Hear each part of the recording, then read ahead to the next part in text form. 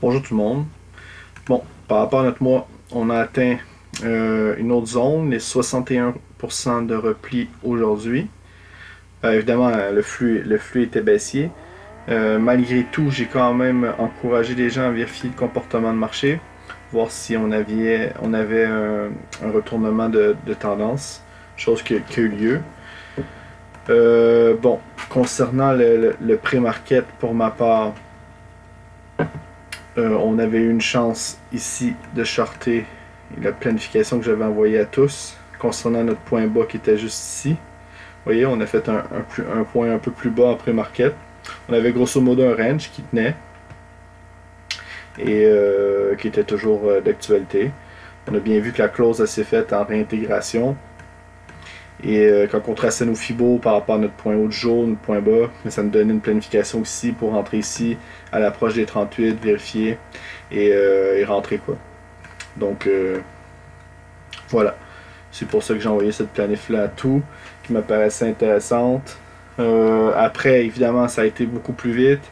Il y a eu quand même une approche ici par rapport au bas de range qui a été effectué. Si quelqu'un aurait vérifié, moi je l'ai pas fait, mais j'ai vu quelqu'un surveillait, que je connaissais. Donc je sais pas s'il l'a vendu encore. Mais ça aurait été possible quand même de revendre encore. En prenant tout simplement, mettons, un fibo de notre descente ici et un petit micro-mouvement. On voyait bien ici qu'on s'approchait grosso modo des 50%, qu'on avait une zone, un pullback qui m'apparentait intéressant. Bon, mis à part ça, mis à part le fait qu'on a eu notre descente, quand on savait ici qu'on était rendu à 60% du mois, il fallait vérifier le comportement.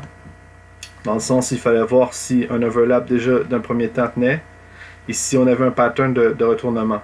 On a bien vu ici qu'on a eu un rebond en M5, vous voyez, sans nécessairement intervenir ici. Là. Je ne dis pas qu'il fallait intervenir ici. Moi, c'est pas ici que j'ai intervenu. C'est un petit peu plus tard. Donc, ce que j'ai fait, on a eu un autre point haut. Et quand on a eu un retracement, juste pour essayer d'être sûr de valider une planification qui était correcte pour moi, je me suis fait un petit micro-mouvement comme ça.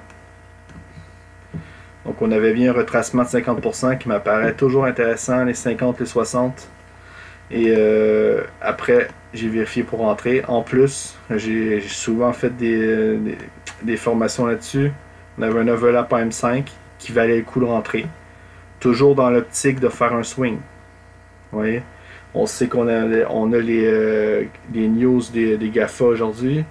Donc, on n'en sait rien. Ils ont le momentum dans les voiles. Donc, les earnings vont peut-être être bons. Donc, ça vaut le coup de vérifier, de voir, d'intervenir pour un swing. Ici, si je commence à vendre à partir d'ici, les chances que je reste en swing sont beaucoup plus faibles que si j'achète ici sur une zone qui a été quand même... ce que je veux dire, c'est que moi, j'ai fait une planification vendeuse ici à partir des 27 000, vous comprenez? C'est ici pour moi qu'il est important de vendre. Vous voyez? Parce qu'on avait un overlap en H4, juste ici, qui est toujours d'actualité. On a eu un double top, et là on a vendu, et ça a super bien été. Et là maintenant, mais quand on regarde notre mois, quand on regarde le mois qui était quand même assez haussier, et quand on voit qu'on a des retracements de 50 ou 60%, bon, mais malgré tout, on surveille, puis on essaie de voir. Donc quand ça part, mais ça part, on a peut-être la possibilité d'aller chercher les 27 000. Mais c'était un dernier essai, pour moi, par rapport à notre mois. Ce serait un repli extrême, un peu plus extrême sur les 75%. Donc je vais peut-être vérifier le comportement du marché une dernière fois ici. Et après j'arrêterai. Le double bottom m'apparaît très peu pertinent dans le sens où si on se rend là, c'est parce qu'il y a peut-être un mouvement un peu plus d'envergure qui est en cours. Pour le moment, on est dans un repli. Ça a pris quand même beaucoup de temps avant de retracer les 60%.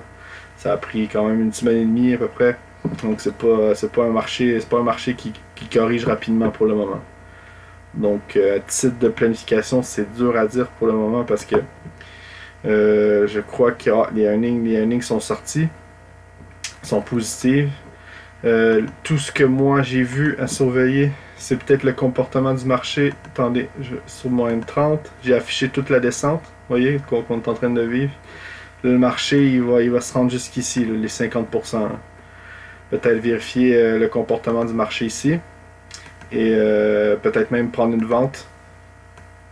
Et on verra quoi. C'est peut-être même possible de prendre un swing vendeur ici. Parce que le marché, il va peut-être pas décaler, il va peut-être pas dépasser les 26 500 facilement. Donc à voir. On va voir comment le marché va se comporter. Voilà quoi. Si vous voyez un truc qui monte en M5 tout le temps, vendez pas. Hein, vous voyez un truc une stagnation comme ça.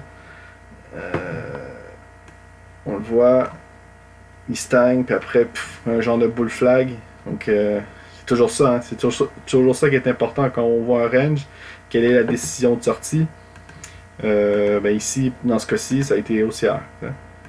Ici, mais ce matin, mais ça a été l'inverse, vous voyez. Et même si quelqu'un aurait voulu shorter, il n'a pas réussi à shorter ici ma planification, il aurait quand même pu essayer de surveiller le pullback et prendre le pullback. C'est une chose qu'on a souvent fait. Et qui est toujours intéressant de faire. Donc moi c'est tout pour mon récap. Je vous souhaite une bonne fête de soirée.